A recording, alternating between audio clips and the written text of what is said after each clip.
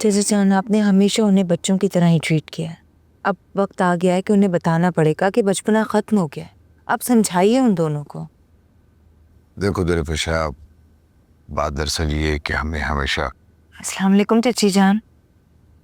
वालेकुम सलाम।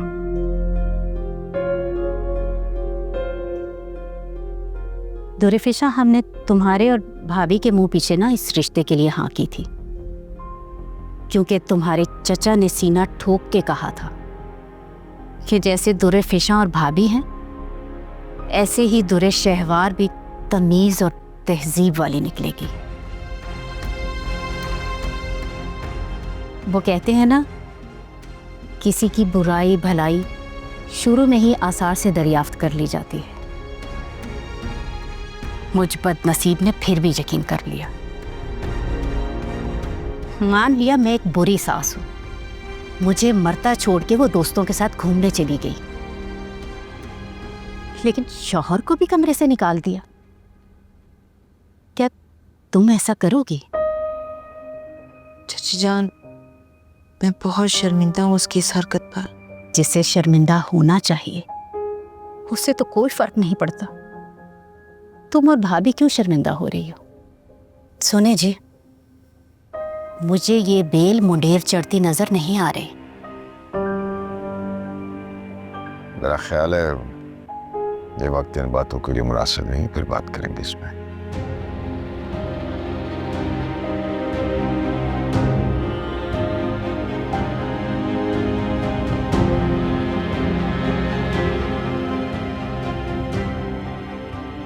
सब ठीक हो जाएगा, रिलैक्स रहो। मैं समझाऊंगी उसको, ये मुनासिब नहीं है।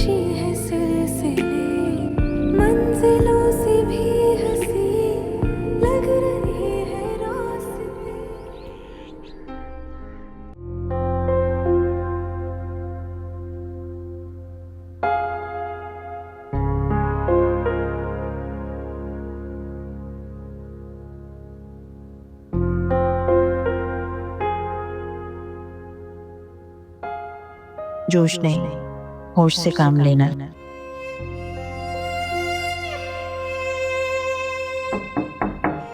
आ जाए। अस्सलाम वालेकुम। लो भाई, अमीर ने तुमसे भी शिकायत लगा दी और तुम अक़वाम मुत्तहिदा बनकर मसालियत करवाने आ गई। जी नहीं, ना तो मैं अक़वाम मुत्तहिदा हूँ और ना ही मसालियत करवाने आई हूँ। मैं तो अपनी बहन से मिलने आई हूँ। क्यों नहीं आ सकती? कहती हो तो मान लेती हूँ, वैसे यकीन तो नहीं आ रहा मुझे। वैसे तुम क्यों हर वक्त मुझसे लड़ाई के मूड में रहती हो? ये मेरा दिल चाह रहा था कि मैं तुम्हारे साथ टाइम स्पेंड करूं, इसीलिए आ गई। क्यों नहीं आ सकती? मैं रोहान को भी लेकर आई हूँ।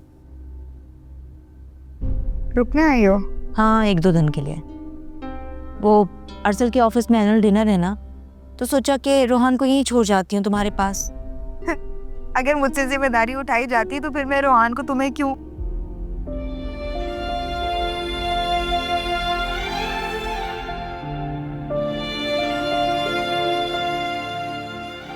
अच्छा चलो तुम जाओ, मैं फ्रेश होकर आती हूँ। और प्लीज़ पिज़्ज़ा ऑर्डर कर दो, अम्मी ने फिर से भी दाल चावल बनाए हैं।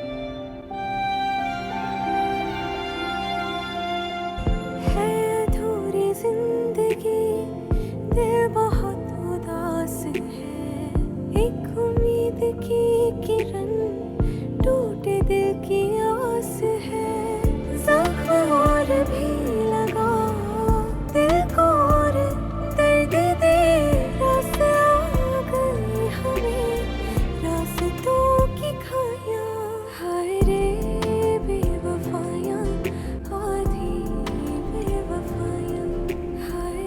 नहीं नहीं, मैं समझ सकता हूँ आपकी मजबूरियों का, मुझे एहसास है।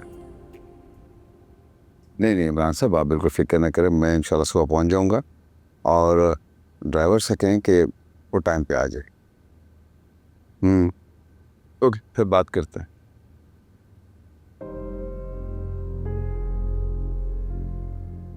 फोन नहीं उठा रही क्या? कई बार कर चुका, नहीं उठाया। पता था मुझे कि तुमसे नहीं होगा। अब खबरदार जो तुम नीचे गए तो। फिर अम्मी वो मेरी बीवी है। यही तो मैं समझा रही हूँ बेटा कि वो बीवी है तुम्हारी और तुम उसके शौहर हो, गुलाम या मुलाजिम नहीं। वैसे तुम्हारी माँ ठीक कह रही है, हमारी खामोशी और हमारी नरमी से उसने नाजायज फायदा उठाया है। अब तुम्हें थोड़ी सख्ती करनी पड़ेगी। कोई जरूरत नहीं उसको बार बार कॉल करने की या नीचे जाने की।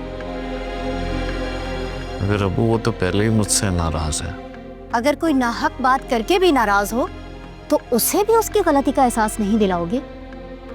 बेटा, प्यार मोहब्बत के बगैर जिंदगी गुजर जाती है, लेकिन इज्जत के बगैर नहीं। और उस लड़की ने कभी तुम्हें इज्जत नहीं दी। वैसे तो मुझे दूर दूर तक औलाद पैदा होने के आसार नजर नहीं आते, लेकिन अगर हो भी गई तो क्या औलाद के सामने भी ऐसे ही जलील होते रहोगे?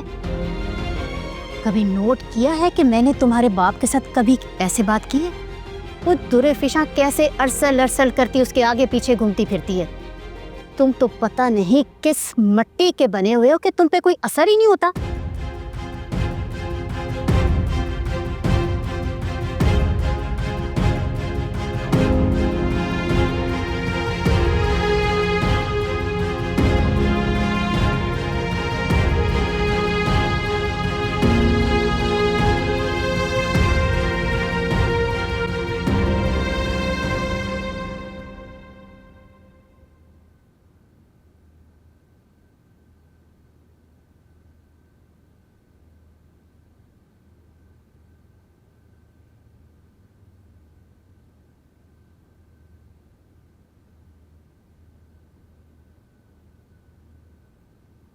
हाय hero, how are you? Fine. इतना शोर, सुबह सुमानी को उठा दिया। आपका घर तो ऊपर है। छोटा सा है, फिर भी गज भर की जुबान। खैर, तुम्हारी मामा कहाँ है? उन्होंने मेरे लिए पिज्जा ऑर्डर करना था, किया? मैं मामा से पूछता हूँ। Good boy.